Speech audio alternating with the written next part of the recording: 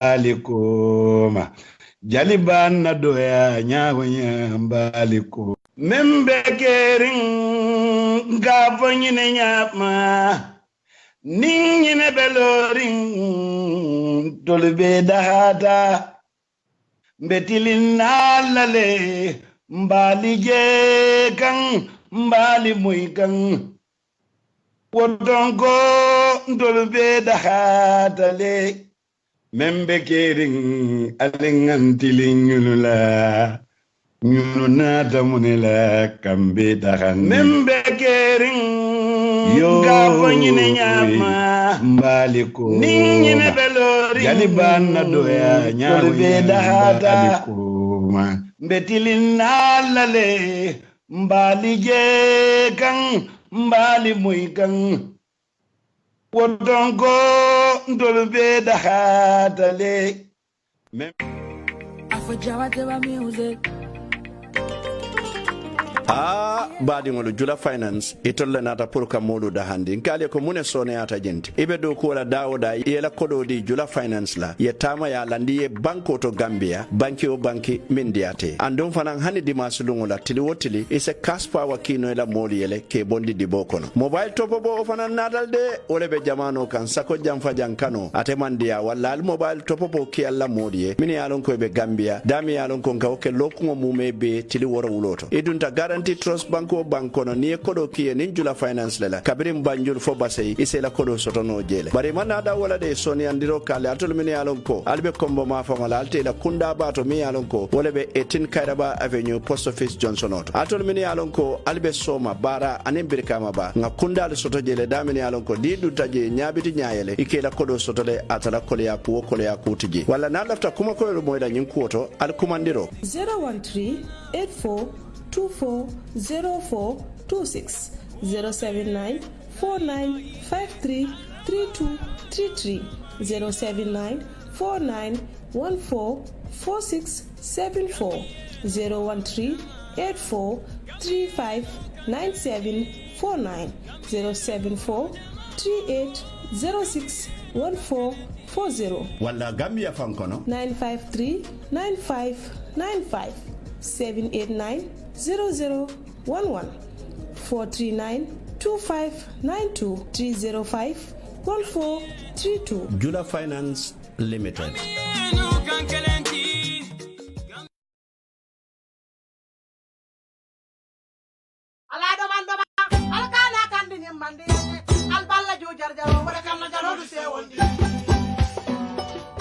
Badingolo bully shop number 1 bully shop number 1 e bale dabing wala mbirikama police station o nyatile wala bully shop number 1 e tollo mun dinkiral mini alon ko e be nyim fengol sodola adadi malu fengol mini alon ko mobile lolu anin channel lolu bully shop na heji channel sotale ne mili alon ko nal ya san mba sambla fali ya nga fixale nga memory card sotale ne flash drive hole bluetooth speakers e afunol glass protector mili alon ko ni ala mobile lo kan santa bara wero sima yandigale nga charger sotale na sifa nga flat screen fana sotalen woto angambore bulli shop imanda wo fana la bulli shop ye itel phone sotale techno phone Huawei phone Samsung Galaxy a sifa wo sifa aning simple phone mali alon koy battery bukatari ajila wala mtonyati bulli shop number 1 afela nyabeti dindale Brikam police station o nyatile wala drong na lafta ke katanyo ya wala nyinka mala kakulo ila kuoto alikumandi telefono la 995-7262 wala 779-9530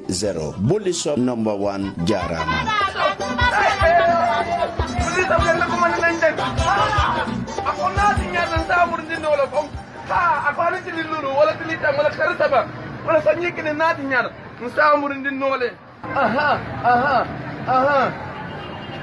alhamdulillah rabbil alamin bully shop Jarama ala barakatuh. Stewart & Co. Solicitors, a legal excellence firm in London that can help you with all aspects of your legal work. If you are looking at immigrating to the United Kingdom, Stewart & Co. can help you to set up business, buy houses in the UK, and will deal with all your legal works from start to finish. For all your general immigration work, we can help you with that as well. If you apply for any form of visa, whether student visas, settlement visas, marriage visas, or a child wanting to come to the United Kingdom to settle with the family, we can help you to achieve your goals. Stewart & Co. Solicitors, a legal excellence firm specializing in conveyancing, immigration, litigation, family law, personal injury, licensing, no win, no fee. Contact us today at www.sk-solicitors.com. Dua moro dua mala mini jabiya moro dua. Badima jiken sama da te buka kumu le ya sabu fanan iko nyankaroli ye jodan suta tamonda ngale ko musole anin dimbaya lo sakonto dimbaya tiyodo mem nyantama wala mu kawuli wato do beda ka duwani nin na koreli sainde amanjari ka motojo kata la jambali ton kon kata duwani non la bayrin ala felaye dibo modi bala mi alon ko wala benye bese e ka fay duwa jabi nin duwa jabi moro dum abe bese sate to re andum ateka duwa modi e fema sifa bele la bayrin momalo ala be minna duwa jabila bari fanan dankene ya mumenti wolom jenti ko modi min sutiyata ala la jama wolle la duwa al kajab wanda fonna dimba yalla ko lombang anin si nyolu kabirin exam lon kaira ban kaira tana anin fengo fen niata lafta ala le danel dron mfango sa kenon famale bari nimbita moro ya fanan na fero ke ngata duwa jabi moro ya modo ko tije tus nasterje ateka duwa le ke nay duwa ke jama ala kala duwa le jabile walla badi ngol wulu lalle alga wulin naw dimbaya la ko fe niaje dinno do malata ala wulu lalle wulta ka duwa ni ala ko walla ne lafta duwa jabi katani ala dron sa commande do 7942387 walla 7361178 duwa jabi moro wala nata ka duwa banko e ka duwa mbe nyin kamala ala sanna haje ni ja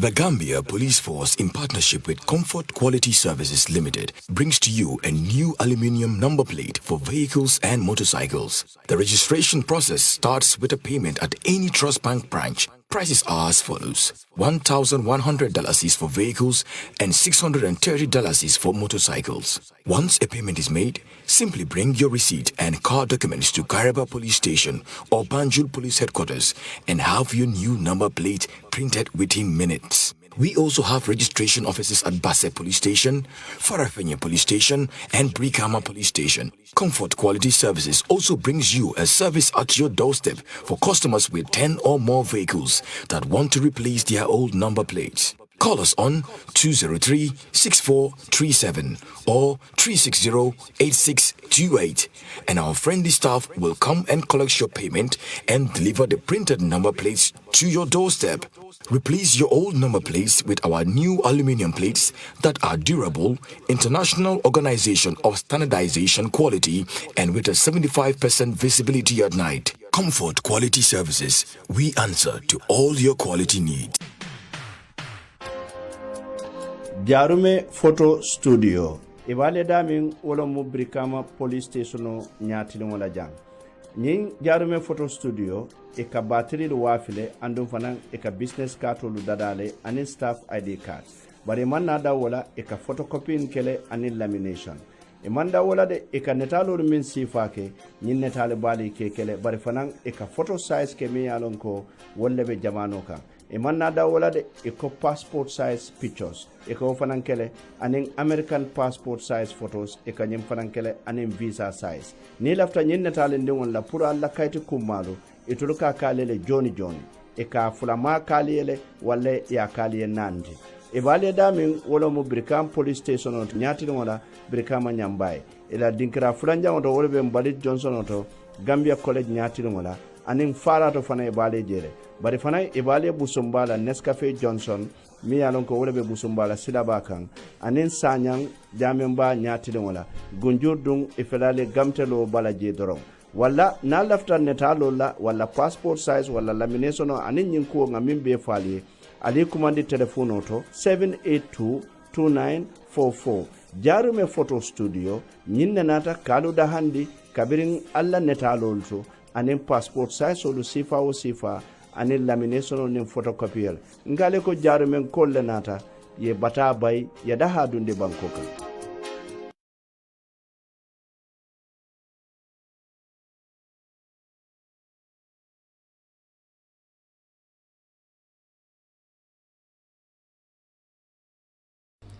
assalamu alaikum badin jibe lalu assalamu alaikum badi lamoy lalu banko kan anim banko e bantala mobe dawda ngal konton altolnal konton senola kal bismillah bi fanana programme to membe keri ngatem programme to mi yala ko kanale yin lungul la buton jama na len tol nyaadal gi jang al salon al faman al buloman si pamod le salon buluma kalando ko la mama isi programme do kana janni kawol samana foy topato wala do ko man dan ko men nalma yi dan do al kala mila ko amantara programme yin ko katra ani fendol le benyola min yala wol nyanta topato la foy senia o ko le na sele nan jang wala nin ko bo nyama don bi ko ke tolle mutale nan jang c'est na programme follow Allah subhanahu wa ta'ala to la bismillahir rahmanir rahim fo msa kumfa alhamdulillahi rabbil alamin Allah subhanahu wa ta'ala to seno wo kana doron mobe dawda ngamol konton se dua na safa tole min yalan ko man jat kenda so fo Allah subhanahu wa ta'ala se so jat kenda ala min yalan dum sawde fure min tambita nyato be duala fo Allah subhanahu wa ta'ala yam fanen kafar kawali ani musudo sawante fure to malbe gambe banko alama ala ya fa kayrola ay mbula tanko kono kan tankandi ka banko tankandi alasin tankandi kata nin kata tolla ma sibola alama ala banko yirwa oto bi ko dal bari mala sawmal fofana ani nakke kendo bin kata adama farirati oto te fankala sa microphone di adama la don anay ñu kon don adam bismillah programme ko abaraka baake bawmaru nge tendu nge jayi nga molu fanan tendu nge jayi men yalon ko benyen tembo men wolle ben fe membe keren television ani men fana yalon ko wolle ben fe home digital fm jang nge be tendu nge jayi mbade no janembe duna katani fonkono mbe ala subhanahu wa ta'ala tentula mba walandila waranjo be dan nasiruna no baraje don kila muhammad ba sallallahu alaihi wasallam mba fara tentula ba jayre tembo men ala subhanahu wa ta'ala atala ya fo wato bela konse sa dani ababulle ate banna mba dani la fo molu men ya lon nyoko bo leka e be larin la rawnto ani men ya lon ko wolle man kendadi be tamala nyoko be bala fo ala sen nyoko asafara woli o molu fana be kan mbe duwala fana nim banko wala gambe di anim banko to mal men yalan ko wolle be duniya kono fo ala se kayro len tenku asa sabade duniya kono banko le men fana yalan ko wolle be mamanu kono mbe ala subhanahu wa ta'ala dani la fo ala se kayro boy o banko lu fana be kan din kirale men yalan ko nyo faamu bale anen ku ko don be de mbe ala subhanahu wa ta'ala mba dani la fo ala se nyomoyo asa din kira asa asamana o din kirato ani mol men yalan ko nyomoyo be tema fo ala se nyomoyo asa samana o mol fana tema mbaɗen hono kabi nim fotana ñin temboɗo gamira sekkolo munde bawa marakan pour nga ɗum katanen kon a baraka bake fadera tum mbaɗewolu bi fanan mbe kacañi min kela ton kon ka ko ñamel do min be kerin jama kaca ka tara tilindi walla tum bi ñin lokugol kono walla ñin karola ñin labogol kono min be kerin mbe ngalon ne woto kanna doron mbe min kela mbe kacañi jiɓela bi min yalan koye safiro yin jiɓe nga min keje wala mu ñinti toña fonga ñin ñi sécurité nga understand ba wala fa ma faham ban ñi mu ko tam yalan ka kumata ba andala kuma mi yalan ko fon sa 5 ans wala mu ñinti ko femfe yalan ko mbeta abitaram bulu wala be dunna bulu ñanta faham la ka sute ka course kende ke saje ni nga faham o ko la snalon ba kala ñamen ka yalan ñaji ba te mu kurete mi yalan ko desan adama jannin ka fanko di ka binna di amote siala bake bawo nga ñi wutola ke so daman dam bambandin bake wo kanna doron be min kala wala mo yintin fungate dulani jibe nga faham kende ke funga faham le bantul nga ñin karol ke ko nga ñin faham ni nga tala ma faham woto ajarta nga ñoo karandi nga ñoo kacandi nga ñoo kongonya pour nga faham kadunya jibe ñin atem posonol to mi yaran ko amam mo febo surtout ni nata dinol la bira muslimiya din namba fa christian din nam yinde amam mo febo woto ngamira nte ngamira dinol min be nyim banko kan ibe nyante bulula la nyokane kate jenkandi fereng ate dai bo nyin ko kuna kana tara mira kono kadu molu ka balu minna duniya kono wala mu nyinti dino ka molu ka balu dino la anila ya wala ninga tara mararobe kala bar dino data mararo min kono comme dino e tara bulan cancan din banko e tara bulan cancan din dino la karola bado nyimu ko to mi alan ka amandina febode aman dina nafa wala aman ka dina e nafati dina fulol be kan to la janni be dinol kontlan ka muslimi a dinol fo anen christian dino nin dina ko tan be jang wol mu dinol tin man dal minula ba dinol min yalan ko leb sirin banko kay ñoo buña e ñoo horoma wala mu christianol ta anen muslimol andi ñi ñoo hormo ñi ñoo buña ntol ngay taram kabrim mamol lale mamol e ñoo buña tenne be sirin ida malbe diari da kolbe be laari ñoo kan ayatina foka ñoo tola ika christiano yila ka motola muslimo aka tola yemin tola iko manikol ko ika lafi dingo be la balwola bare yemin tola ka fola balwola ba isi christiano je aya dingo tola muslimo le si muslimo ja dingo tola christiano la ndala bare ma fola be je min yala ko doto mu sentlet doto jombi and it's different it account la no you understand so dol bi je mi yana ko siata mo ko fono ando mune wo sabu siel la diale mu ani ño horoma ani ño buña ani yele kol ka ñola isi tare tol be den do ku la ko ibe den sate kilo la ibe den ku bela hani ku bu tare je ni ma fo en gonte mu kristano wala ndem muslimo ibu kalo bare nte banko sambana no dino ko mo banko tsano dino ko ma de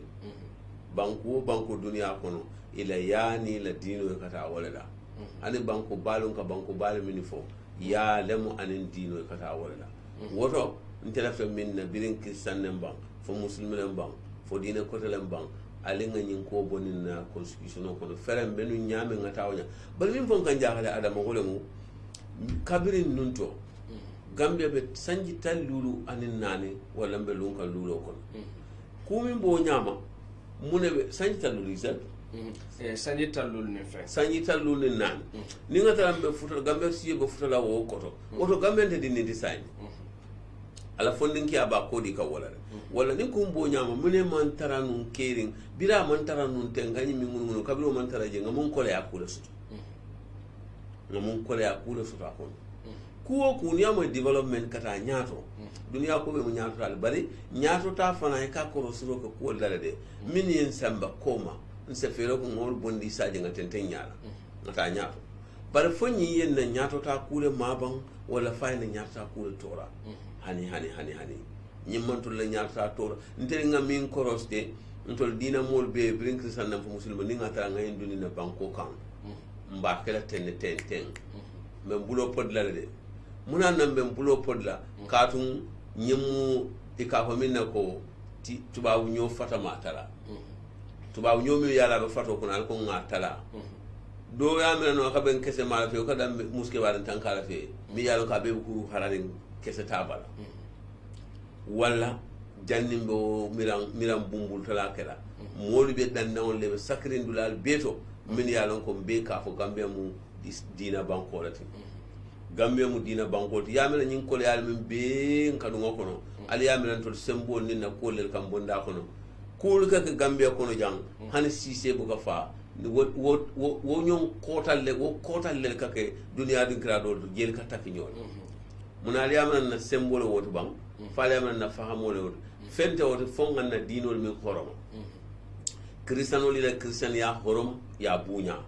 ibel alabatola muslimo le muslimi ya horoma ya bunya ibel muslimi ya la wala ninga banko furiyande ate dina sotola nte nga faham nyame wala mu nyinti ninyi lota wala mu banko furiyata dino la le banko la ko dino man simfa soto je nim banko furiyata dino la yamla banko be gala nyaadile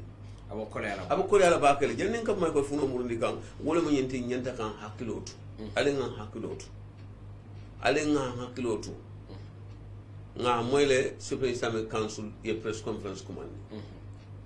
andunga ngungunol fana moyle min yale be duma folo man senya balaga kibarol sotnane comme bade kristanol fana be nyinte dina kuti de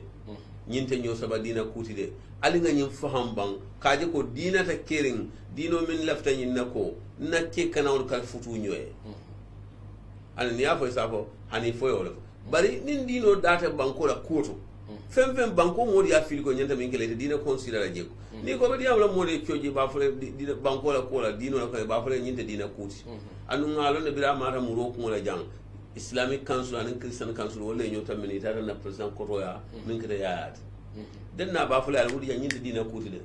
nyimu banku ko wala dino ke je ko ko ni do ba kare banku kan ka dina ko ke je walla ali nga nyin ko boni jabe la nyama ngatu nyama fadera ntela fahamo nga fahamo nyame wala mu kama dina febo amandina ma koy nyin fona mina beto ron na dino ko no sinin soma kristano le dino fon ya bunyale de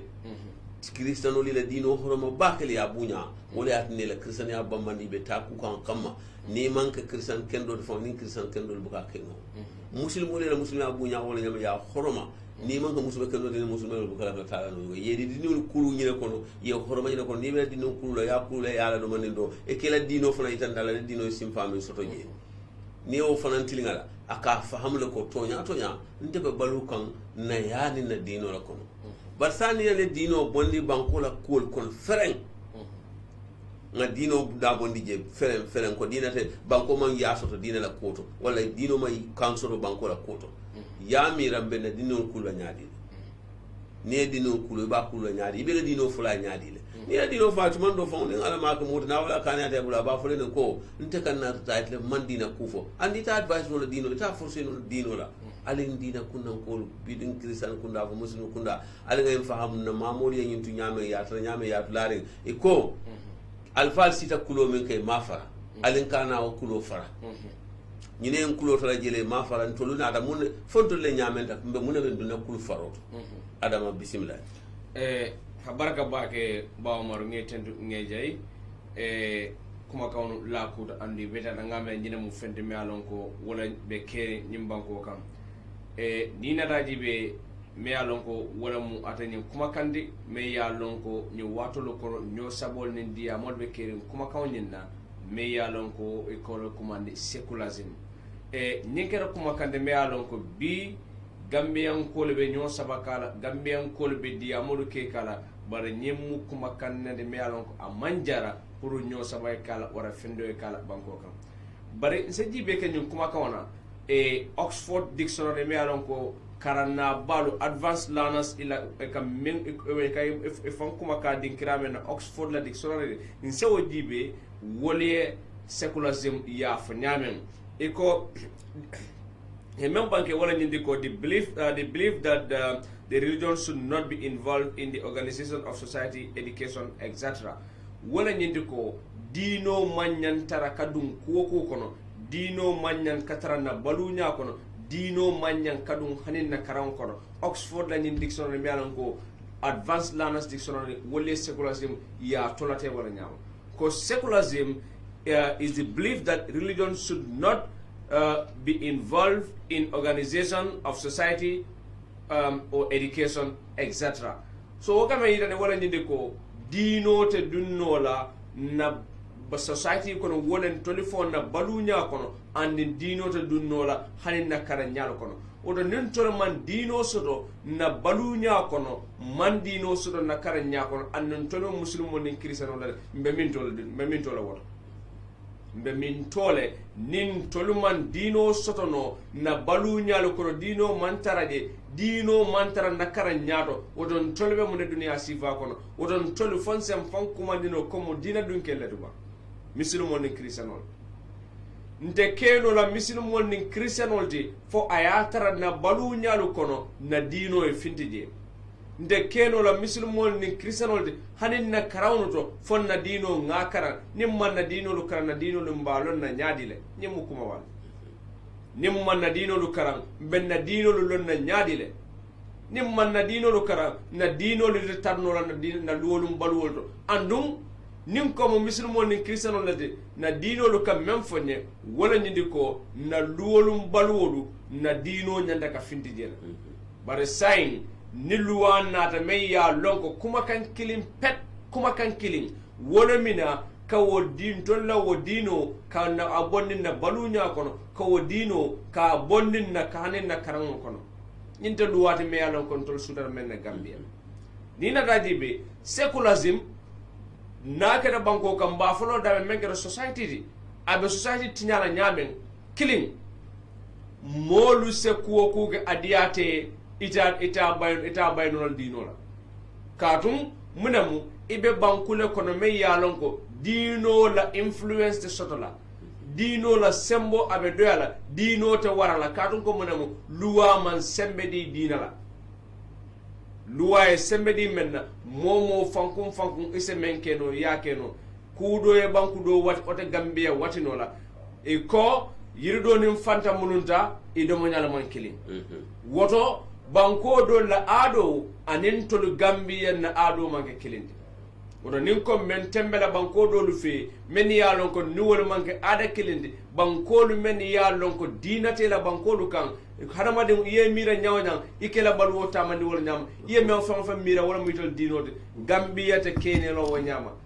Gambia kabiri mamolu la ngi munetara jang Christianiyane musulmane be nyim banko kan annun Christianiyane musulmaya nyul bemu dina fulalle di bamaru men ya lonko inila baramalemu andini la tarambulolem andum e Gambia mesere sandi tallulu anin fenti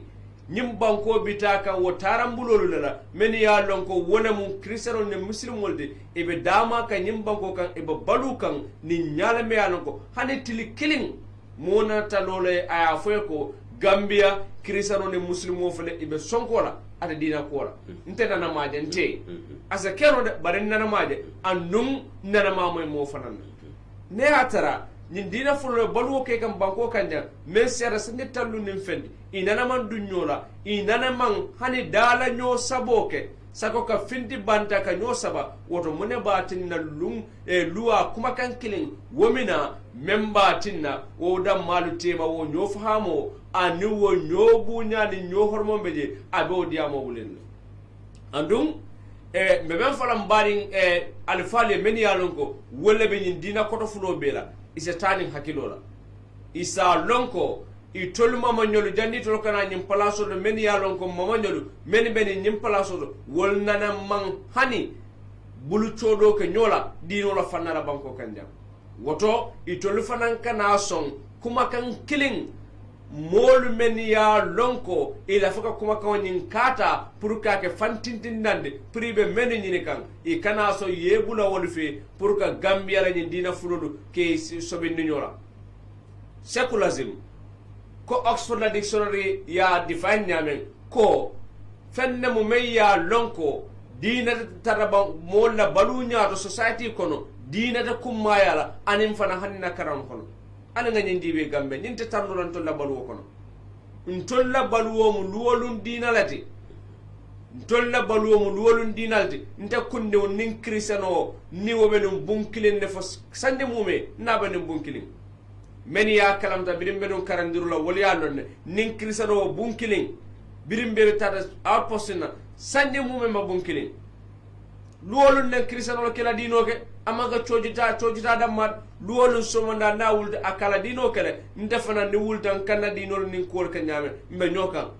bar hanu lun kilin nana man soto hani dala nyo sabo soto nyoy bare mona batna lum kuma kan kilin pet molu ko be lolo wala ka tinna kawo nyo sabo ko wonati nin dina damal tema nin secularism amanjara Gambia andun nin na society be tinyala nkana son bankola marankaw bankola tamandir bulo wayke society la tinya sababote Gambia manyan kason bankola society la tinya ay bonum fembara me ya non ko wala be kala nyim bankola tarambulo sumude katun nyim banko marankaw wala mo nyim bankola tarambulo sumude ne fombe bolo bal meran ko be nyim banko tinyala o manyana kala aba tinyala nyamen killing nin ko secularism ni molu ke fula lo de ke ba futula ita solo no ba ya fol de futula ibo fono la nyaadile ayatara luwa be je meya lonko ako molu sela ko be keno le hanatara dinata je sai so mutano luwa la ba ikwe ba fula yake nin kewude yalaga oto mele luwa le luwa da mala ba nyo seyna ni ko be luwa sutula memba tinna mode kewude yakala banko kanya muslim muse futu wara kenin ke futu at the same time ikoebe luwa sotola memba tinna dina tara banko kan woto sai ni moye kewude yak amanjara ba mare kuka kadon ko mone keda luwa le teje memba boyndila ite ni wol luwa do memfo ko kewude ya manya tara banko kan meyo luwa boyndi wala mo nyindi ko dina man nyana tara molla luwolum balworo ba maru ni secularism killing amunna na society tinyara onati a ben na society tinyara kadon ko mune keta ninna dinne wono fo mutata fo ya fahamu ko to nya luwale be jamme yalongo dina kuta je imina kukuta jamali bo lejela da me yalongo ito lono la ya fe be mutara sayin modu ka karang e ka fahamu juna ni wodun keda ni ko kuba kelela isa fe ko ata luwa kono andum itina luwa dinkira sodla e be mutala da men na bawol woto ni na rajibe secularism a manke fenti me yalongo wala jarta kadum killing secularism nabe banko kan abena dino sembo tala nyaadile killing jama on men ya lonko wolle be lorinna e do ko dinkira ibe boylal ibe boylal kadum ko munekeda ibe boylal fa nafaso ibe boylal fa kadum ko munam luwale te sembo di la pour etraje kadum ko munam dina ta banko luwata je membe dinolu sementu yakan woto ibe boylale chodolu membe public place to sakonna do ko dinkira ibe boylale ni wo chodolu boyta wo jamanu boyta bawmaru say na dino be jila nyaadile ni tamu misirmo de sampulo tala wala katun jama misirmo la do ko lum e katara e kela saloluke ni tara do ko dulato ibe salila mintole ayatara kenete je bar jamanu be jamanu boyta ibe salila mintole ibe salila mintole office be do yaren ibe salila mintole killing a flyet la dino ayatinya afla la dino tunya kristiano men fane ya lonko e kata dimasulun doko la na atarete la doko la chodo be je me ya lonko abe public place ya boy wodi masulo wete be la church service kala minto la afele dino le be dino la abe dino lo ning abe dino lo ning abe la sembo aba talala aba jendla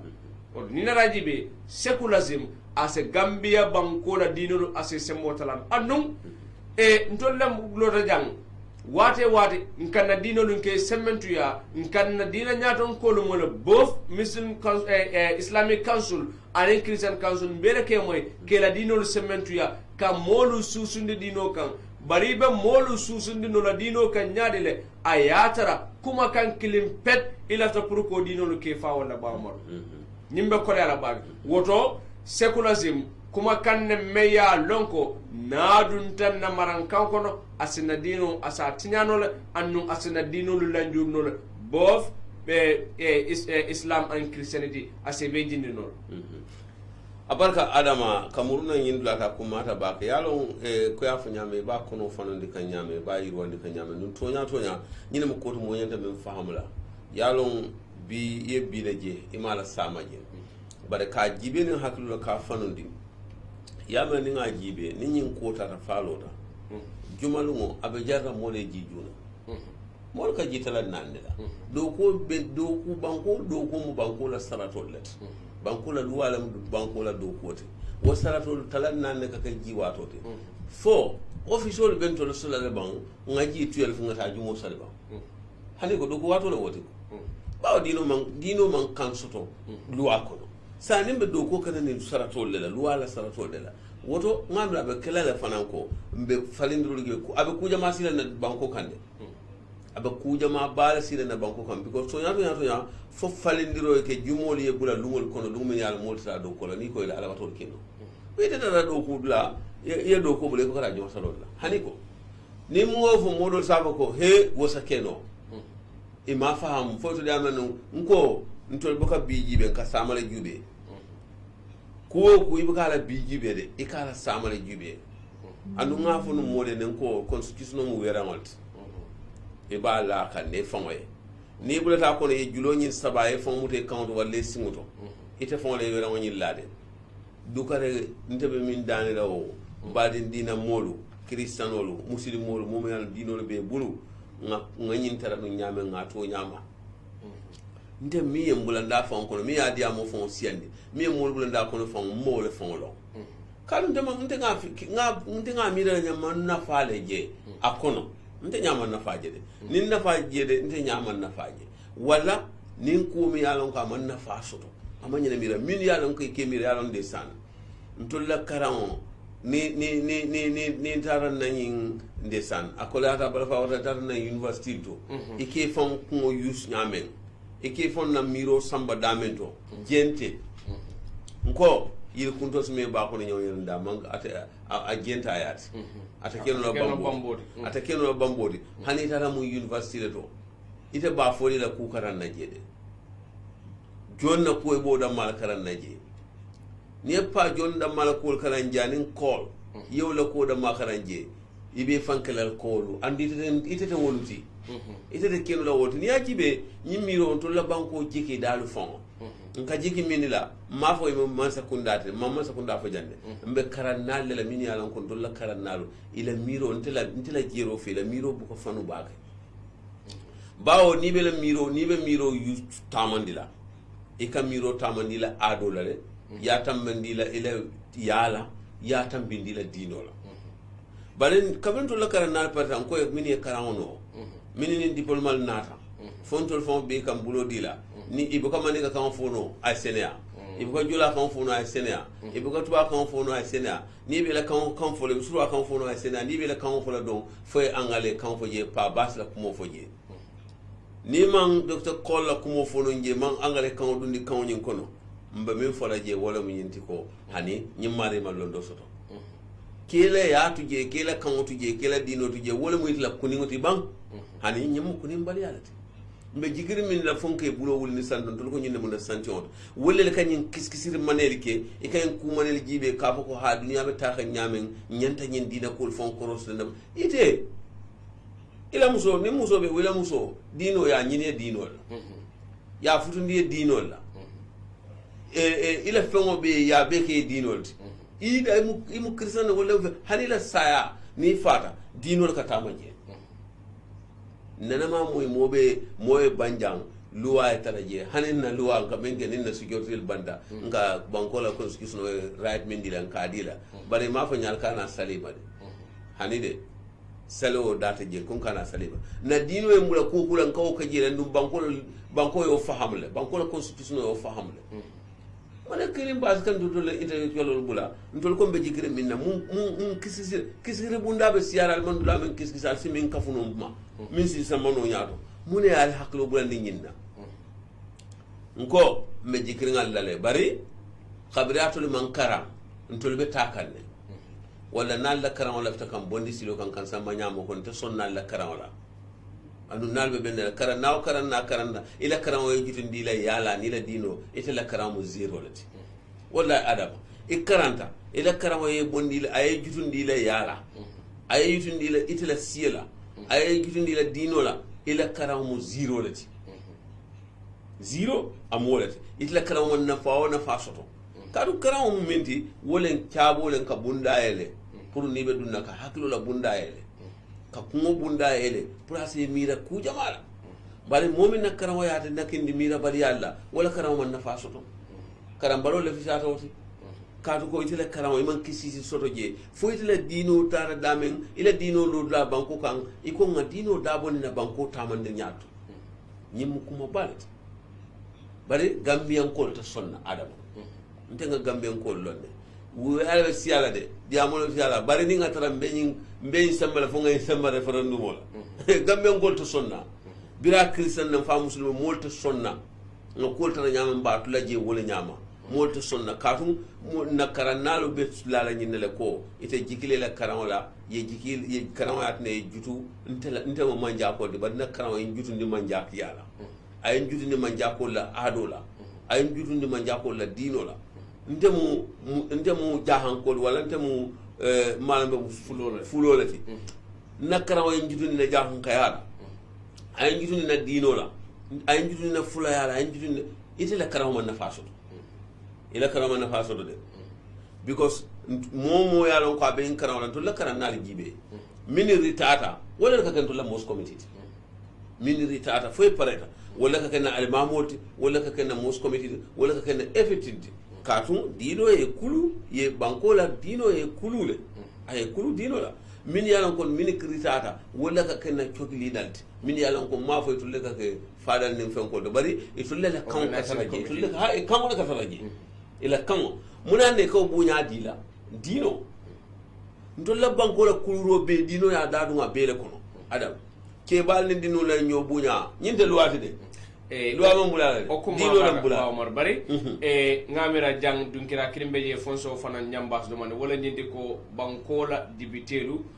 anim men yalon ko wolle be nyim maran kawde da kam men be maran kawde da kam ngamen so de wala nyindi ko nyim kuma kam men gara sekulati mba fulale amanjara pour aliya ken maran kan kono kadum kuma kan ne me yalon ko amanjara mbejanne sanji tallu nim fen nyim banko mo le balu kan ibita kan nyin sekula amantara na kan kono bor gambian kulu nana man fitina gambian kulu nana man du nyola bari fo mo killing wala nata suto killing don a wulta ay gambian kulu be dundi nyola jang kalo ka fo gambian Islamic State wala keta nawo president kotodi ya jamme muna keno dala muna keno dala bari yalom fenne me yalon ko ate keno la mba fula mba din christian la tonya nyina mu din kira dame yalon de kunno men ka diamu e christian tero men mbulu nta banno la kontila mbe men fula mba din christian wala nyindi ko jamaabe je wala kede din kira dame ko la hakilo be loru wol kan ko bari ya jame wulta janne ay gambeta ayake Islamic State wodo ni sekula be je asakeno atoka bari be men fula mbadi no wala nyindi ko senji bereke na norms and our values na adolu nin na buñar kol na taraku kotol men yalon ko wolle mun tolla ada bambande nin na buña koludi mene ben tol dala wolunin dino leba ko killing na adol nin taraku kotol na buña kol nin na fansoto kolu ni yolu fodda wara e buga dino to koma woto kuma kan kana soto me yalon ka be kala kuma kan kilinete memben tolla dino jenkende na kola komala andum momo jannibe kala moti meya lonko molibe tala foke ibulande karadola ikaka molide meya lonko ikabu nyani hormo sodo ila bu nyani hormo ibuko sodo ayatra dino mantare bala ila bu nyani hormo bukatano dino koma wodon kana son kuma kan killing ayna aya fabe dino dino tinala bari même fola mbadi dibitila wala nyindi ko ali kana son kotenke man saye soto nyim banko kanjang memba fola abe Gambia declare as an Islamic State or Christian State akan mo kana son ala ya jamme akajan aya keni manya men nan be yakam be manya jawba me yalon ko falo rajan ay kuma kan jamalu aya fo mbadin Christian ma aya bulol cidim ka kuma kan jama fo bari be yalon no dictator la woti an dictator yakake nyamen bari molu men yalon ko wolle babarne wo tembola bawmoro inana ma jalay i bebe loronga bala yaade men ni kuriya be ke jang ay ni bulu chodo be ke kristiano la jang fa kay gambe declare as an Islamic State i ma jalay andung na badin kristian Islamic Council fana mba fule ko i tole fana wo fana ni na radio bawmoro de tuno la je fonse tole fana fonse pek wotola kadun ko muneketa i tole fana fon ya lonne ko Gambia de keno na Islamic State bari ya jame yo Gambia declare as an Islamic State na be bengolo kala anibita hani mo kili ko na namallo kayit ne yaaya la ko jante keno na Islamic State kadun dende janna amanje ko mo muslime me muslime ya beku kam bari nka men fo wala nyindi ko men nyande kala muslimo nin kristiano la dente nyim bankola nyim banko moto lono re ko ba kuman la iya fay ko Islamic State wota keno la woto ntol muslimo lo ni muslime nyaato ko men ben tol fana nyaato atol fana nyande kala mollete men ya lonko ali nyanta wolon na kawsutal kono ko mota alkana song moyelo aya fabe muslime ya kala silate kanyem banko du ne masi bokono ni dino malla fi masi bo an ni dino malla fi fitino la woto alkana song moyelo kalo ka fabe dino tala atolu toyala ka foko Gambia mu Islamic State amanya naka woto alkana song kodenge aketa mistake me yalon ko yaaja me yake Gambia be songa mistake ko kadum allude jana akajan fo wati dandam akere nyawnya ngamira wati dandang kar nga kar dandang kala alla foro le kar dandang da bar mol buga bara mol daw ngamira natara non kolta ranya mo sarion ba fulolo ma yo kan kunto nyanta kele ngamira ni sarion me kelno ba fulolo ma la kadum sarion bankum Islamic State bankum me alon ko molu kata futam fa bol kata ke mol ni musol ni kelo benna arenol de damel ko ño bori arenol to qur'anul be karana je ngamira woto kenol islamic state woto nkana son ko nga moyna ala kunkile nafa kan aya fa tulun na dino la dina ndadon ko se balan wi tan do fannal andum mo moya suma ye wuli iyayta le ko dino man ka feral mo kana ita fele be yin dino tala ya fa be kudo kala andum likewise christian council fana a fele nyin do taker ya jamme aka nyin do la andum asa keno ngana president do na ka christian o fana wodo mbaden christian o sago christian council mba fole fana ko ikana song mo fana na banko kanya hana ta bakala wadu jumalla ayna aya fa be christian gambe declare as a christian state mo kana so wala kadon dina fulala be nim banko kan banda député lu mamina bawman ñin se keno député lu koma mote banko declare no la as an islamic state or christian state ayatara député li ma ko ni e man songala ata keno la woto na député li financialo e lo la bambandi e kana politiko bulani na kuodo lu kono sako ni nata ñin kukum malula di momo nata ani ñin kusifa na de kan yaitani la ko ñimmu fenne melan ko tolu malla fala bi malla fala sama kadum gambe mo bankul de melan ko kristiano ne muslimo le be jam andum fenkente sonna fenne membe fitno wulunda wolda malte ba war ngañi ba ñimbe ko mala jannin ka saw bunna do la ngana sele fu noyele ila indi klato e député de madame je kumata bak yalo nañi wasabu mi yalo ko mo kiliyebo mo wili jurmol kono e koy tayte tawlo represent amu kulta mi yala jende kala mo kumma balet amari manyenna pati jibela amanyenna fen jibela barinde san bara wo fanande mbe afola gamberen ko be gamben ko lamanende wo fanan turo fatale wota kala en banko kan kotake ntolta kido juto samata sambala en dibde moto kotake mi yalo nim mol ite mol jaboro le fanan nim boro e ko ital na ibu kala fon mol ke ko mo kadu mina min kila mina nayin kangol beele dun la dibite bun kono tumando ni aye yes katu la fola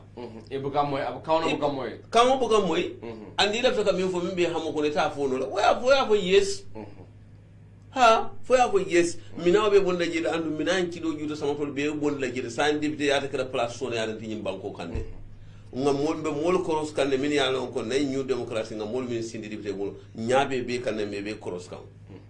ibe lodula ni nga tere tebe kunkulin na falla itebe fuware ya boyolla itebe titare kuolto walla itebe fayitan dolla walla itebe place ñino ngal be suutele kilin pati teje nga mo be suutele kilin anda alla molum be famundire le pour ya lonko yaratul manjara al haqatu alla jarabal ya wala mu ñindi tumala min al kala kungol leji moli ka sapu ñinna ka sapu ko ntele tamu ñin dinkra karede kati ñin dinkra mo de tombo ntole man sula o sapol ntole sona minna ñin dinkra ko ñin dinkra mo de mu ne kamma wolen kana banko bula du ñamo kono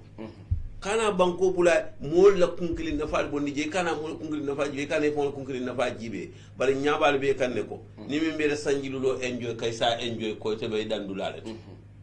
mo be fon lonne mo moy fon ka bara minna ike fon le konti bo everyday ndenga mum bara le ke ngamum do ko le kadibite bum ko ngamum ne ken constituency mol be salon ko ite min tamandi ite jarta ka tuyin dula wala man jarta anu mo le sutero kala de woto debitelu nin kumol fulama nko nal man ko faham min be sir ngal damal min be jall ñoñi nin kay ya fo ya sene a set jandi ba fala yes or no e ko faham barka ko adama la ko adama fadira man adama baro fode ben adama fadira an to mala na adama la ko wala yati nante be taraten wala sampala ko la nante wala pat no banko la ko ali ngo jibe banko di wala ko ali ngo jibe de banko di wala bal ko roskande de to lay redi dum ala e londi min kamma ala le alo wala mu nyintin to man londi soto de atul min banta atul le londo soto lafta naale kafu nyola nga mol fahamu ngere nyanto itandila jannin carte fay kota be koy ma fer ibe momo tombo na be kala molote min nyanta tombo na balata kala kido juto sama ton taw sinda na siran kan kotak mi yalon ko nate dame jibolo be wala jibaro ya samba wala ni fonyo babe tame fonyo ba samba nto sonna wala imbanko kan kotake wodo se muruna nyin kan kotake in sekula ko be min discourse ka wala min nyinti ko jukare adinga nyimboni na kuol kono adinga nyimboni na kuol kono min fon folo nyin sabe na constitution nyin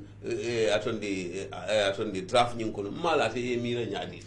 a hakilo ku yada ba amman dunje kadi mo min taraji ma ke je fo bari men ke ma ke draft nyin kono okay ma ke je bari men ke da molle sodo men yalon ko be diamula ka nyanda taraje bara man ke je bari nyimbu fede be yalon ko constitutional review commission na kiyamano ngala diamu do may nyomi be diamul ke da ko sebulasim ay jabiro ko men na wala nyinde ko nyimmanyan kala fitna kudi amanya kala diamu kudi oro gammen ko se hakili maya tamandi je ba ku jamale be nyin constitution ko men yalon atayamira debate be ke no sabo be kala wala men tambida nyin ka dun daraji be sekula anamanta 1970 constitution me yalon ko ya tunkan 1970 jarla masakunda amantara je 1997 ya jamena la mole men tunkan amantara je andu ya jamena la ni amendment on amanje mad amoto mad amaw ke jede ay tinaro men kay dum wala ni ko kate gamme diklala ko islamic state bari yalo baro fana man ay ko dal bara muna be wodum fana mol na talon ne ko abe mento wala ni ko ni ka tilimbale aka banko kan ikela banko dinu fa ikela banko dun tajriya ikela banko dun boronde meni ke so kolole kela kodo mutale buka fendila sai woli la kodo muta sako anen taiwan wata nol be nyobudu mina dun dete mo malon bar jamal jana commission dol diamu dajele e ko kodo men kadi pray dum banko kodo akasika ka be dunde kadi life family farm kadu wato aka men fo taiwan wala ni ko lafta pour ga gambia sindi do mo fauna lafa ka doko ka jam o doku kodo men kana pour gambel agriculture wata ko be sika kasamba kanin life family farm slogan di mal about eat what you grow good birani wolo ku yale ke ay lon ko sawo fere te jamba do ngata nganyati arabol di mudina muslimol la so ninga wala siyada wala kon so ninga nyati wol ni lafta ngol sudo fonsi da ngafo ko islamu so wokona ko le ko Gambian Islamic State and inda di wato ma ko wate ka arabol damala de bidne be findila wolo ko le buka nyindol de or ya jamelo tactico alawo tactico koltina rabulu wala na ayo samana bare Gambian ko se fam ko onanda kala nyim banko ka Gambia is a state me alon ko muslim woni christian be kunda janne ko abe nyamen nun ba war ngamera abo kuma nga sang fanna do la nim bodana je don te mela auto saje nga telefono yele bismillah fadira fanna do mende wala nyinde ko ni na jibe ganan ko lu fele ko ya jamme gambe le president ko pour ka samma ka kitini ka dum mbele amoy TRC Omar Diallo nyol diamda oya Malik Diallo nyolu kada Amadou Baji Amar Baji Fokoli I'm not sure of this one name wol fanan diamda TRC ko e choli dabule da wo faro to me ya lonko e ganan ko wala mosa Africa la tildi banko mol menan ko be tamo la kata bandala banko ka yela motal lulu nim femmen faja wolo kono ganan ko motan nan anin nani e meni fanyim banko kanja wo faro kede fene mel ko jongulal ya banke ko yaya jamme ala kan kata minun ala sojar nyadon ko dola menkera sojar nyadon ko dodi wala kan wo jongulal barta wala kanyinu muda kata ke fa nyimbanko kanya itol fo ya foko itolle fa bari ya ala kan ko do ganan ko do kabire wato ye Ghana Jammeh to Justice campaign o wulindi dunia la loya balu tarrefe pour kana ko ga bari ganan ko lu medi la pila masa kunda fe nyola bag ka don deke la nyin nka ko lu folo lan katara fele wate ila ganan ko lu meda complaino ko ganan masa kunda mantara katakan ganan masa kunda mantara fenke ga bari nyin juma tambila Ghana banko la president fo na daga findi amay deno nana kufo ado adiamata ako anin na president diam na menke dan tomade president Adama Barrow akaya ko ay wato diala banta malo mune wati be dila Gambia mune mu wato to melon kon ka membatun ya jame nimbe ka Gambian ko la sedo lu sututa e fonu lota e ko tolle faro ke ya jame la kanko do banta malo sai Gambia mune sede ya ay mune wati batunna ya jame la ko ando nin ko me wato batun kala ya jame la ko do bawmado ko lu kata nyame mune mu ñing tiara si ñu ko ko don comme membe ba ko wala ñu ko reconciliation e nga yam fo ka ñoma bari woyam fobe kenu na nyaade le bawmaru ne atara di kif manu me alon ko wole nyin tilimbali ale beke abe bitiring egito rajine ntolo konte step tala nkombe mbatu na pour kana wala nkomba ke kana based on pour ala modu nge soto nin kombo kala yamira nyin victime lo sa wala be yam fu no nyaade yalon TRRC ni ajibe ila to kuma sa da men foto ti wala fon kuma ta bete yeto nyaaje nin to nyaman fo kudo be fulade anu nin to nya ka fo ku be na kinyi yam fol nin yin kol min be ka be fo to nya wala folo nda kun kabrin ko ti dron na to nya la folo to fo ko nyin kono woto to nya nyin folo tamandi folo tumando itoma dalilo mi yatna ate ofo yalon ganan ko la person la diamata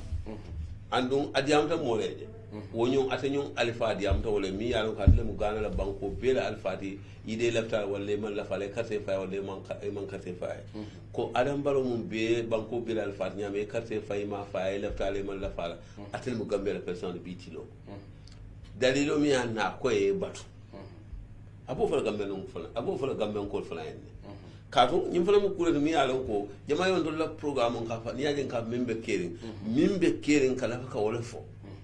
ibaje la ni ne be kering bi ni kana be diam kan ñin na fo ñin kibaru na president fo finta ñin kumo fo silam kumo do daga men ko wala be tulo ko de imamu e koko de yamu president fo la ban ko ñin na president fo wala nin akontol fana na president ka e batu ndol fana be na president ñin kala e ka e batu mun be kering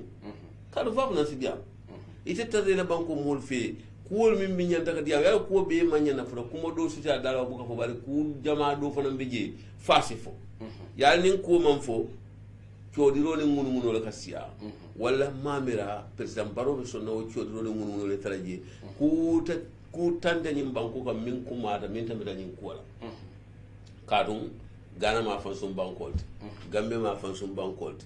nkajele America wala hanira mo killing na problem so do banku do kay ke singol ni bulo beele du woto e buga fuje fo wol itolo be ye lefte la mol la nyam foto Africa no mal lefna mol la nyam ni aji nyim par exemple wulla en ko fa diam percent to president kula mu nyinde mi yalan kala banko mol ya sulandile anda mu banko mol la sulodi andu fembe mu la banko mol la sulodi ni tam president do nyanda ke def na sulodi ko katum ni aja fon finta nyin ko mo banke oto mfeko ngamira president baro kono banke ro kala ala ananda diamula le andung ni rajibe bile fanam fon kuma kan do fanam finte dame alon ko e ko ekitora jine dictator be dictator fabe damen Theodore Obiang mais atana mo kif tisay atana mo president dictator la kif president me alon ko wulu ding wala mala vice president jata a wulu ding me wulu wala mala vice president ala musola family ayolle marandi banko la tulu kolon bela banko me ko tulu kolon na banko gam baro banko molle fuara dunya banko be banko molle la domoro bo kolare ke baluwo fo bo kolare banko be ila tulu kolon ala musola family awle marandala ya jamme bitide wolto na president koto mol men yalon ko wolle mantoro so HIV AIDS tembo men ya jamme kaka exaro kaja ya jamela fana mu gambele president me alon ko a telefona mu president folo dunia kono men ka jararo ne men kalam de pesago exkuram men ya lon ko kay montoro le kay safaro ke dunia la kundal so do men e ma koy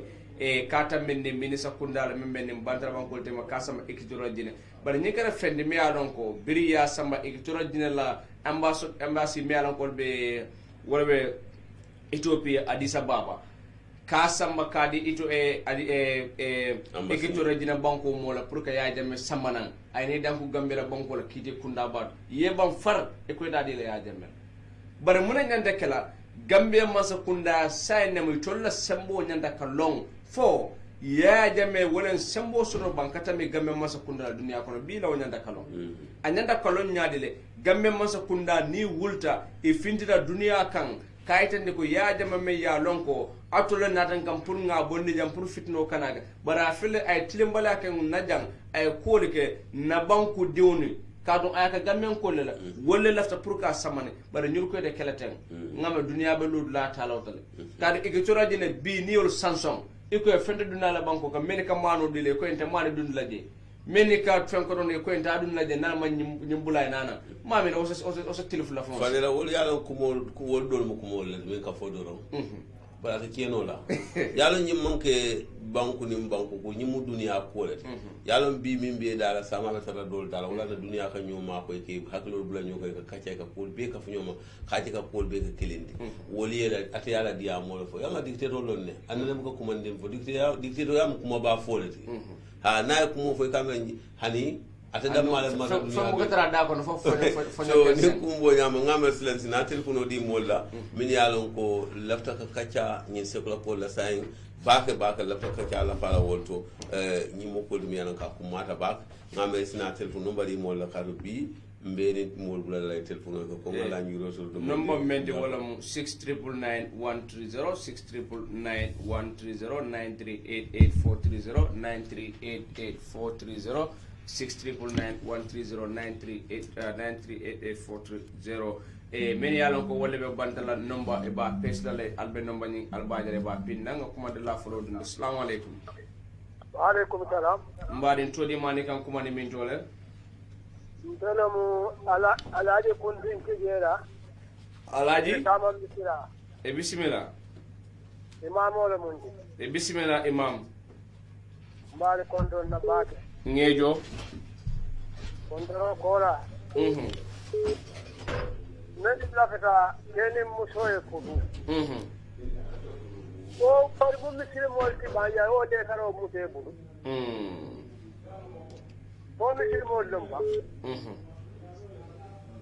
ludi gankeya wala jawyata wandi musoni wandi kela jeno din jeno kera banko ka tiata banko ka alkala ka jarabole naati ka bol be kula na dol be balula baludi gankeya ay banko le yele man di wolti banko mu me ay yele man tate ko jamano banko mu me ay bank ay yele man di ta ko ngal la banko dumo kal yen santo isalo ludi gankeya wala jawyata dina awa jeni wandi musoni wandi kela jeno ni men yani mutebulu ila fita gambe la fitino lela men kanyin kumo katya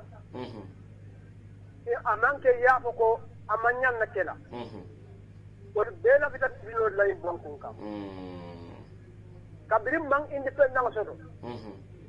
kati di ko ni misil mo be jani bebe la dina la son kateje kanyo bunya hanni da mo fada ni man ta bali na bali sita la korda ko ka konto tonya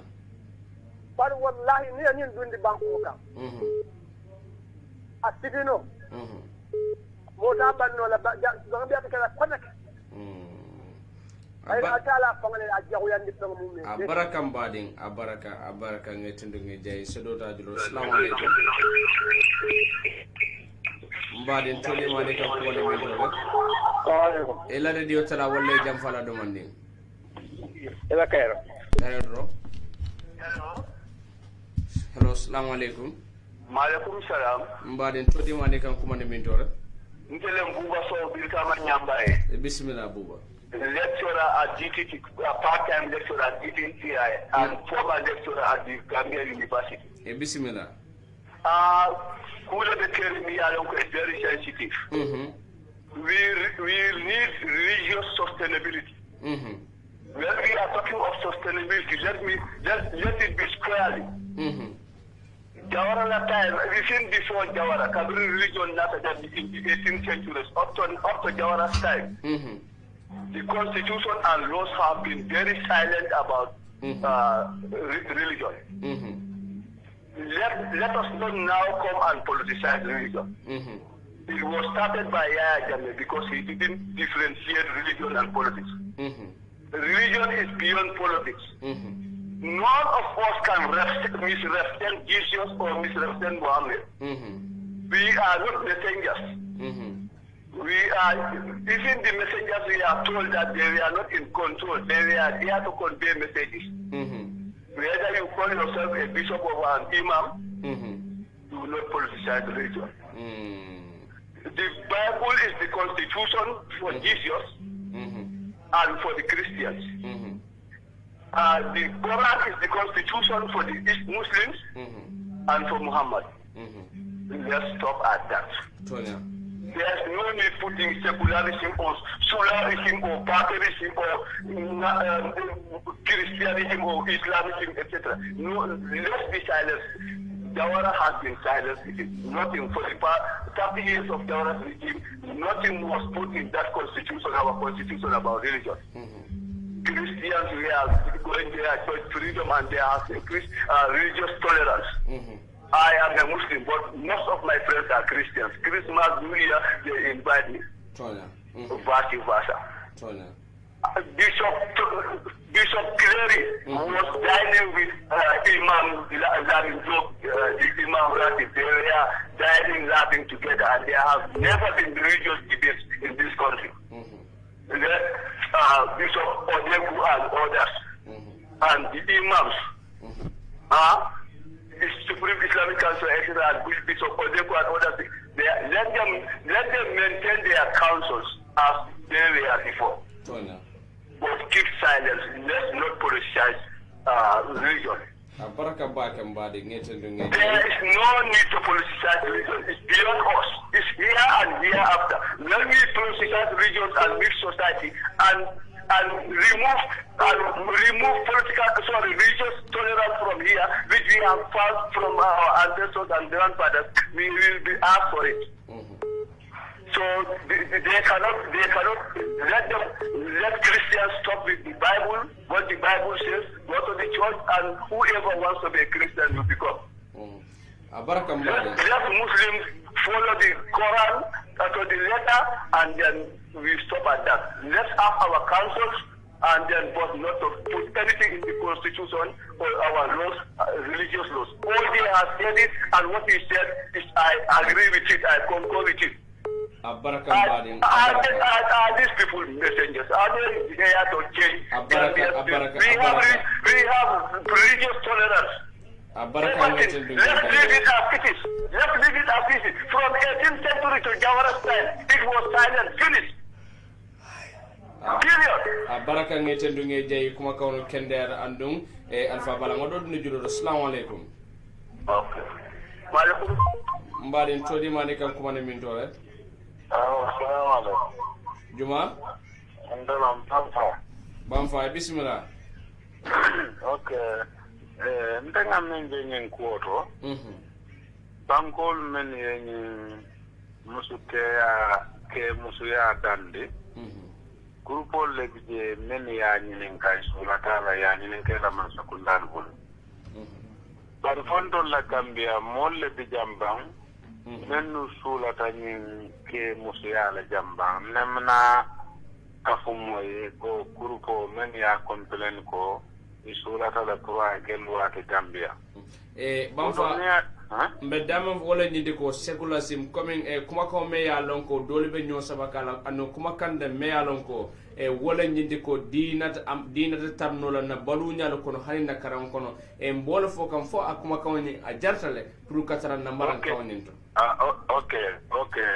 because ngani be ma okay so ni kumo secularism me kafo dino nyanta cross la banko kanne ni ajobe ndolla ni banko do ata pake ni sidmo beta la maybe 95 or more than that so ni ajobe ni ko dina o dina ena adiata momo e dina o dina ya practice banko ka e ka sitino la fui because wo dina kanke do si tambinole ay ke president de Gambia ala la hajita wato mo din kamara mo jamala le mo jama kamara mon din wona so ni ajube kelon men be the Middle East ani esela fanna dolula dina kelolo bije fam among the muslimol fam damantem so ndema mira ajareka ka o ku façon dundin na loi kono because ngam fanje non kono jang kabir molu tuube te kata muslimo de dina fola la bijam wala muslimia christianity so wodam ma wo yendolu wasala kayro la wulu jang na ma fitino naati jang ban nin kodu ko yal bula ka foko dina o dina nimmo la fita sata man no banko kan ikayla dino le soso ka ala soso asimandoro wulu no jamano molyele kanna kayta mandar kere nin kuma kan wo nyanda baade le kana dun ni constitution ko ma kuma fon kana fo dina fumo men bijang yo recommend ngawla bijang ni dina kuntan kota woni ngani bebe gambia jam manin inheriti amantaro non jang moma tamuman sulan so ni adun dinna luwa kono wala mo ibe molle commande kan kanuna banko kan kanna banko jas dino le dangeros da malo ninken mo diam da angale kawna le na diam da non local language la mo jama sala kumol faham bar ngana la diam da ton damalle because mo jama bi je nenen karanta wolle ala kumo faham ay nanko so nemu problème wuti jang secularism ni ya bondin na banko la constitution kono yenin tuje mbe nyame munuta men kono musili molu ni kristianolu ndo ya tabe buka kutama nata amanjare ndeno wala sotoje abaraka baka bamfa ngeta ngi jey hanka bi 699130 69913093884330 do fere do assalamu alaikum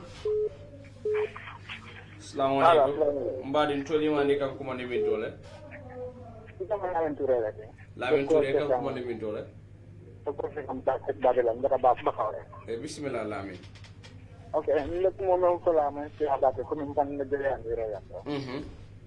akeda ko min yaron gambe jang islam ko ban pa sana mo badje na ndiya okay gambe jang do ngadi na fulal lenga comme ni ko yaro ko tan o me de life homosexuality to wasi pa tan ko ka introduce gambe jang ay men ko tan ko min ata ko misalo fe ka fo le be lorin ka fo le lota pour ka ko ni semen tuya gambe ko ko resta de lo ka tan gambe constitution o kana ni ata ko ko ka fo de gambe jang won tan ka identify mo ya recognize ko ni mo karlel ni mo di kany banko kana andi electoral pour ka semen tuya ay dum constitution o kana sayro ko mo ko je me aron ko mo nyanta o jibe la baka annum fana kuna to registration fana benali sol ntol nak ngato like battle no because ntol atole mun tol fagala to bi saka alla ni registration men kada modu la registration bi ay dambe ni nga dambe kono janga ay mul awen di battle ko jamal la no and the normal common bal semen tu ala la nya sebe na ka de ka le registration a tembo wa ay fanu ala ala na ngam yo ba na ndel men fan kala man no mule because ni banko kan tambita ko min 22 years hal men man ko ti son at least I am there koni de sai to ya anun dunya damaro ka tanya men afaham roni saya awarka bakla mol kala mo ta bakala so mo damal de siri ni banko kan do baluka nyanen mo ma selven de telefon dam male yalo so nem banko la nyato ta almu ngani banko e to ya ngalo ñofe nga ñoo dema konton lam baden ci noten tolal wuluta andum tolal mol ci men yalla ko fana ñat ñoo fasala ñaat sebe nama ko ñim banko mo yalla banko de ata baka dunya pe o recommenda andum man tanko soto tanka tan tolla so ngol ñu ci da wolon tan ñoo baadi ya ka ñoo muta especially regional la karola muslimo ni cristiano ngol lanjang nga ñoo fasa nga ñoo fe ko ko la tol islamo dino ngbe banko kanjang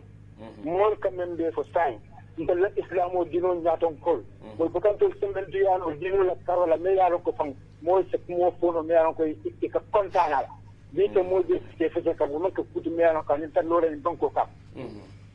ndamo dinne na fide bar na famro ka dama ne walla baraka ba la mo ras kino mo de jemene ko wolle hakilo wasante ndama dum man mbolo ko ka baraka ngete dunge jay diamo da bon fasano ka fe men diamo da angale ka it's a more intelligent internet mo la men yaron ko istaham tele history fan Allah la dama le ni de diamo to mun do ba se mo temano ya fa mun de kan wala surwa ka mo le ben faham la bar ñun ko a professional fo ñanta diamo talala aslonga tan ko mi groupe la wulta men na ko ka dum di constitution ko mo ka yam te ko la ko lay no me alon ko man jere tam pour tam no ko le diama la fango aman jere abaraka mbadin abaraka mo dan ta jana la barka la rebe so de ka tra ko dum bar bu ko dum no bar ba wala ya alma abaraka ngi je assalamu alaikum mbadin wa alaikum salam mbadin todi mani kan ko mani min tole mamo javis en mamo bismillah amo be konton surtout men be Gambia ngejo baadum be konton ala moy la be konton ngejo yo Gambia lo ko fombe anda bulaje ametan kanin foko ma misili moli ali wuli aliya diamu Cristiano le ali wuli aliya diamu atelleta mu Gambia ti nin kuma kan men nata ten ni coco ketala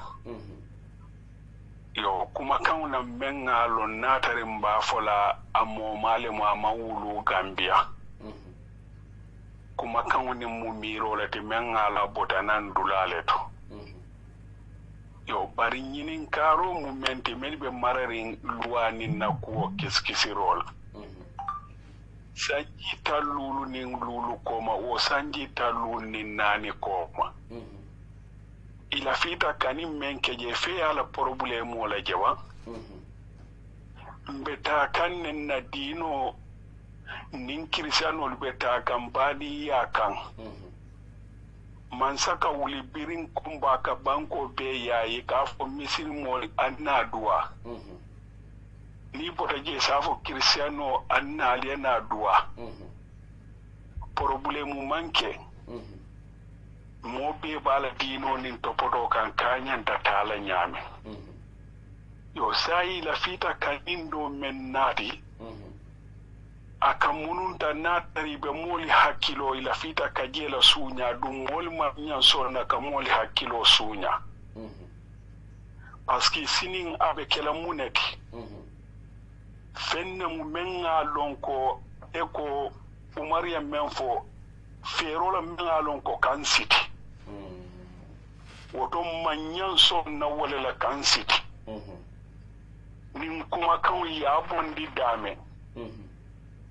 dukare kana coco warandi kuma kan wani murundi je ndeli beta kan nyame yandu wonya tonya iko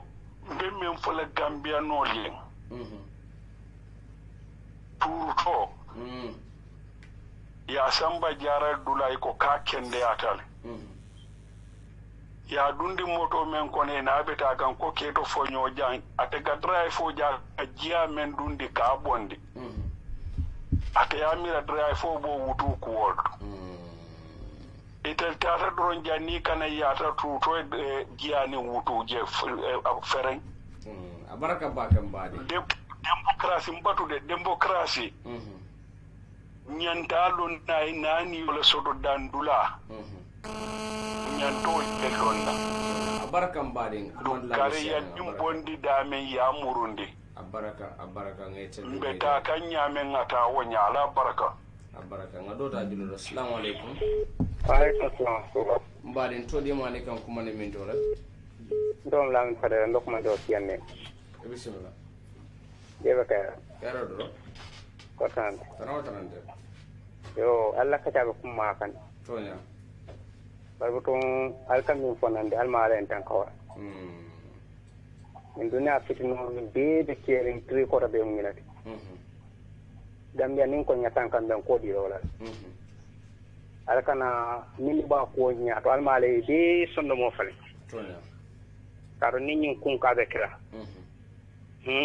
ala so ko ni ko be siti falo wala de ni be sande ka jidu man tonya almaale min nyaton ko le ba ko nya almaale be sondo mo fale amin allah min kunni o ka be kira ki atinyaro be warra tonya ñen kuma ndinga so min faale tonya sa barka muskelo barka ba kan yace bin jayi assalamu alaikum assalamu alaikum mbadin todi mani kan kuma ne min dole dem man dina bin naka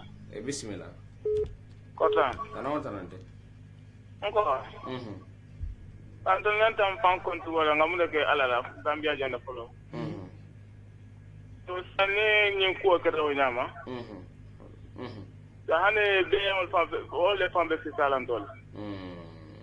Adu nena mamu falo fan ne falke kada futu wala. Nena mamu ba ni ba ke ni ba ko to sara futu wala. Oto sa long comme ça han be on fa salantol ni o dunta na banko kam. De wala jije to so san tan nyanta kon kontu wala so ngamu ke alala. Tonya. Kadu ko mun am dol kam mi ko do de mbota buo ko no bulata sumuna ko no kotan tonya yo so gambe don nyanda fan kon ti bola dukare ngam na ala dani ni ku si ba kana dun na banko kam tonya yo abaraka bagam baring ngate do ngaje ngamira say ni seke secondo last kora assalamu alaikum bari assalamu alaikum hello assalamu alaikum Arama. Halo Arama. Mbarin to di mane kan kuma ne min dole. Halo. Nke mo ele. Dalam karamba jambela be man kan fingma. Bismillah karamba. Yo ko tan tala do. Tan wata nan da ya. Alhamdulillah. Oje jallo kam men fo ka fo ko pour molla banko kono ye loi sifa duni je molla dino karola. Gambianol mo kana songale bi mo kana songala soma. Ada mambe kuma kilim folo ni segla so ni adun de je drong sa ye kango ye du ye silo ye lele musuni musu ce nin ke pour ye fudu ada man dabe Europe jana nen Gambia dingul fango dol be je be Europe jang ni be fit lañ jem boy fonk ka walta pampas la ta pampas ka wala ta wol dol del fango floy dol fango bo bir kama jela kam birkama jam fam birkama je fono dol fon ko rolto wol dol be je wol tabaluno ita baluno la Gambia ko sita sinol kafo ita sinol kafo ike pampas ita sinol kafo kono nini morse kacha bari la hal halobe nyame so nin kumem bo nyama oje jallo nyul mon kumira adama dum annatre mon qur'ano la kare mon fellon ita nyantalo la adama dum dinol di mo jolo nan sardo momo bina dunia ko ina rasila ken dolla wor ala adwa e ni be ni jile be ni o selela billahi wallahi ta'ala te ngenda kulal dal mi alam ko do balam ko lumbe sila do murde Allah ta'ala an ni be murra fana har mo le be dan bar ka fa ko nde na fulo le bende bulu ko do le bende bulu ndebe place ba do men diata mbolo fala bamol hakilo sunya pour ñe ke pam sini soma ye mo be na problème ko wallahi gambe mo ñande miralal bam ko kata ñamen billah ay mirasile baraka baka mbade ay ku nyama bar mo kana yi fansu media dum na je tonya baraka ngam nem fale na mal menol be ñi lopon jam je fo pambase ka kata nal mal dal min ka mbo fana kadala ne alo sodda baraka baka ko wadi laaje de kuma gaw ako gameno do fo be media lo ko eke pampas wodo ngamira wo fana mukkudo le wada wo kumara baake pour wodo onyon kusifa kanadu nyimbanko kan jam wodo ngama be mengal do wala jinde ko se koro kumfa janto to nyaa ko man lalbe siare mbari mba haka modo haka danna ko wato bantal di do ko fana mo watolde wodo be mengal do wala jinde ko kondal da kala nyame bari inse molu tentunge jay men yalon ko wolle be jibe kam benyen tembo mento ande molu men yalon ko wolle fana be lamoy kam mobe dawada ngi tendu ngi jay ila lamoy ku nyimala anya jibir ku nyimma barin se duwa ka banko ni da me yalon ko be duwala gambem banko le me yalon ko fo ala se kayron tenku me yalon ko wolle be nyim banko kam wose tenden ka dama nyim banko kan jang wato bela gambem ko la ni solo ko mo fenfende alama alayo beke yisumade alayo beke nimbanko mol kayroti e dum fanam be duwala mol men yalon ko wolle be larawon kam fo ala sen ko nyokol ni kuran men ko ala be abela fo ala sa afara wulu ibe kan mol men yalon ko mirol be dala ngatawni be kan alama alayo ngatawni wo mira ko alama alayo be sunandi imari nyole o nim fudara nyin tembodo emel boja nga tedu nga jay atele mo ko mo so membe kerin television oto an ning na alfa ba men ka tele mbawmar fo fana membe sidim fejang nga tedu nga jay o de mengal do wala nyinde ko alama gambe tankala kata anin kata to ma membe kering nka folo nyama ala barka wassalam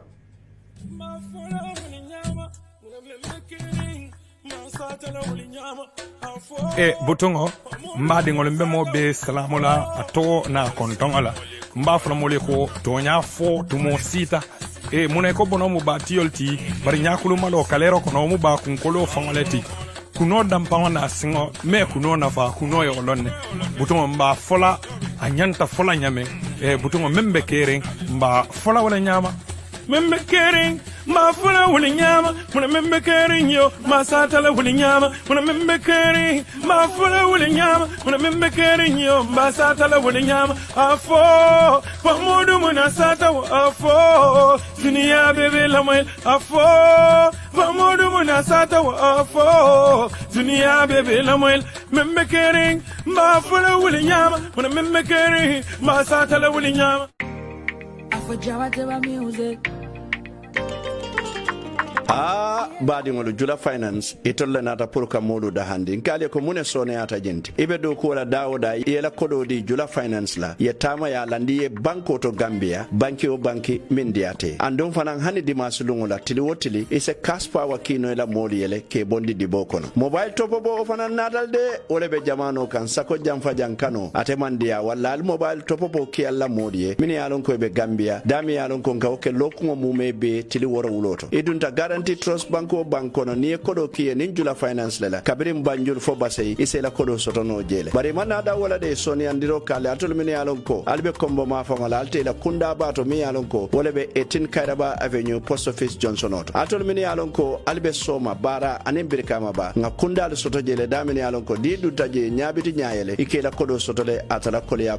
kutije wala na lafta kuma ko ro moyda nyin kuoto al kumandiro 013-84-04-26 079-4953-3233 079-4914-4674 013-84-35-9749 074-3806-1440 wala Gambia Fankono 953-9595 789-0011 439-2592 305-1432 Jula Finance Limited.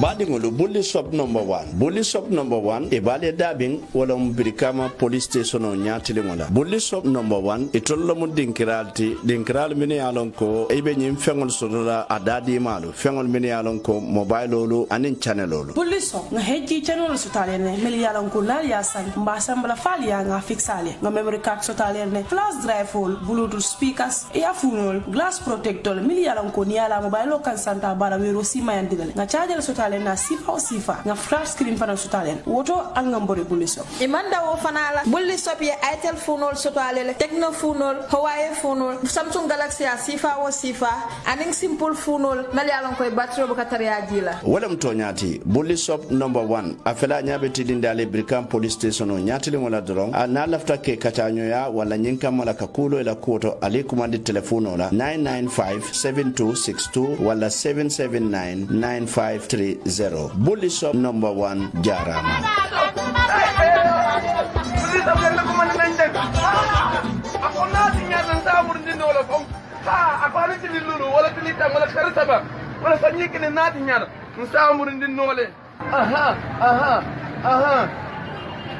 Alhamdulillah Rabbil Alamin.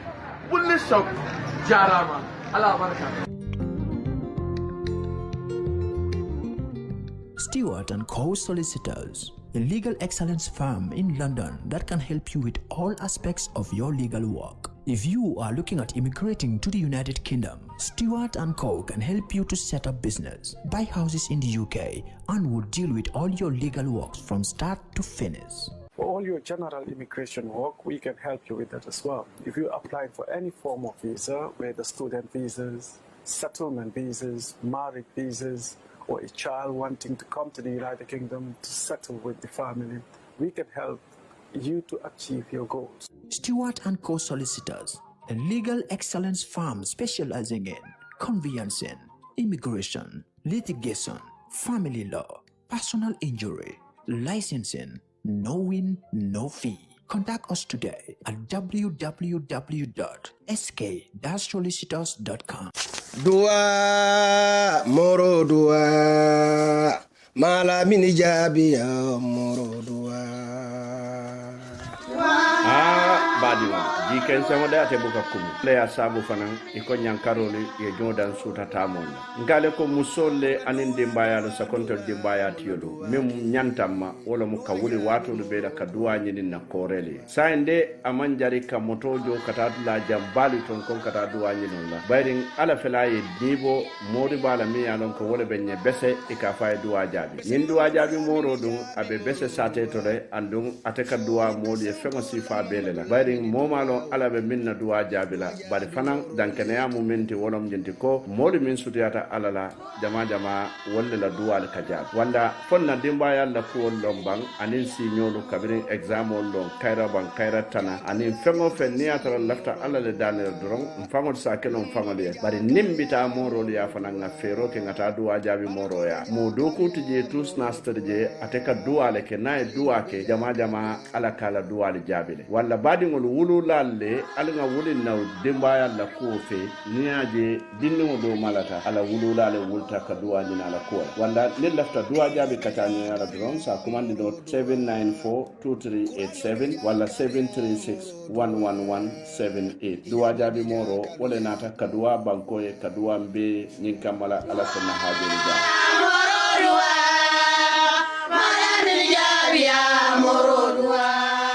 The Gambia Police Force, in partnership with Comfort Quality Services Limited, brings to you a new aluminium number plate for vehicles and motorcycles. The registration process starts with a payment at any Trust Bank branch. Prices are as follows. $1,100 is for vehicles and $630 is for motorcycles. Once a payment is made, simply bring your receipt and car documents to Gareba Police Station or Banjul Police Headquarters and have your new number plate printed within minutes. We also have registration offices at Basse Police Station, Farafenye Police Station, and Brikama Police Station. Comfort Quality Services also brings you a service at your doorstep for customers with 10 or more vehicles that want to replace their old number plates. Call us on 203-6437 or 360-8628 and our friendly staff will come and collect your payment and deliver the printed number plates to your doorstep. Replace your old number plates with our new aluminum plates that are durable, international organization of standardization quality, and with a 75% visibility at night. Comfort Quality Services. We answer to all your quality needs. Jarume Photo Studio. Ibale damin wolo mu Brikama Police Station nyatili wala jang. Nyin Jarume Photo Studio e ka battery lu wafile andum fanan e ka business card lu dadale anin staff ID card. Bari man na da wala e ka photocopy kele anin lamination. E man da wala de e ka netalo min sifake nyin netale bali ke kele bari fanan e ka photo size ke mi yalon ko wolle be jamano ka. E man na da wala de e ko passport size pictures e ko fanan kele anin American passport size photos e ka nyim fanan kele anin visa size ni lafta nyin netale ndewon la pour alla kayti kummalo e to ka kalele joni e ka fulama kalele walla ya kaliye nandi e bale damin wala mo Brikama Police Station on nyati wala Brikama nyambaye e la dinkra fulanja on to wolbe Mbalit Johnson to Gambia College nyati wala anin fara to fana e bale jere bari fana e bale busumbala Nescafe Johnson mi yalon ko wolbe busumbala silaba kan anin sanyang jamemba nyati wala gunjurdung e felale gamtelo bala je doron wala na lafta netalo la wala passport size wala lamination anin nyinko ngamin be fali ali kumandi telephone to 7822944 Jarume Photo Studio nyinna nata kalu da handi kabirin alla netalo to anin passport size o sifa o sifa anin lamination nin photocopier ngale ko Jarume kolle nata ye bata bay ya da hadunde bankoka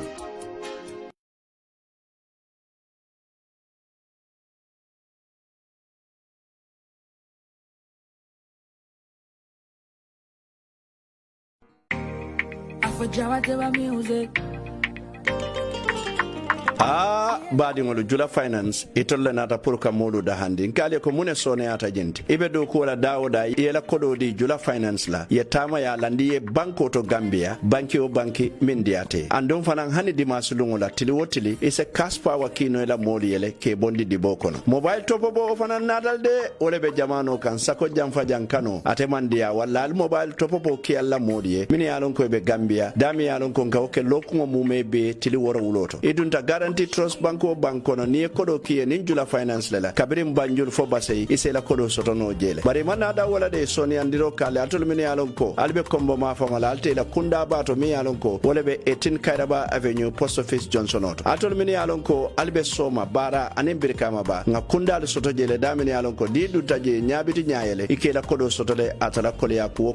tiji wala na lafta kuma ko lo moyda nyin kuoto al kumandiro 013 84 240426 079 4953 3233 079 4914 4674 013 84 35 9749 074 38 06 1440 wala Gambia fankono 953 9595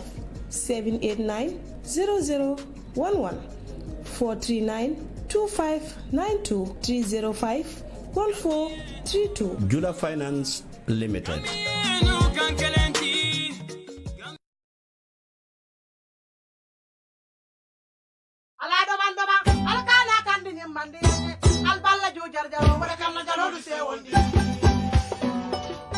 Badingolu bully shop number 1 bully shop number 1 e bale dabing wala mbirikama police station o nyatili ngola bully shop number 1 itollo mu dinkiral mini yalon ko ebe nyim fengol sodola adadi malu fengol mini yalon ko mobile olu anin channel olu bully shop nga heji channel sotale ne meli yalon ko nal yasan mbasambla fali ya nga fixale nga memory card sotale ne flash drive hole bluetooth speakers earphone glass protector meli yalon ko ni ala mobile kan santa bara wero sima yandile nga charger sotale na sifa o sifa nga flash screen fana sotalen woto al nga mbori bulli shop imanda wo fana la bulli shop ye itel phone sotale techno phone Huawei phone Samsung Galaxy a sifa o sifa aning simple phone mel yalon koy battery bu katariya jila wala mtonyati bulli shop number 1 afela nyabe tilindale Brikam police station o nyatili wala drong na lafta ke katanyo ya wala nyinka mala kakulo ila kuoto alikumandi telefono la 995-7262 wala 779-9530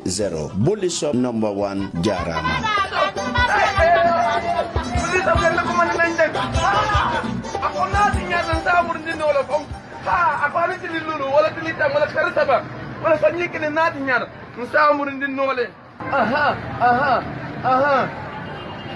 Alhamdulillah Rabbil Alamin. Bully shop Jarama. Allah barakatuh. Stewart & Co. Solicitors, a legal excellence firm in London that can help you with all aspects of your legal work. If you are looking at immigrating to the United Kingdom, Stewart & Co. can help you to set up business, buy houses in the UK, and will deal with all your legal works from start to finish. For all your general immigration work, we can help you with that as well.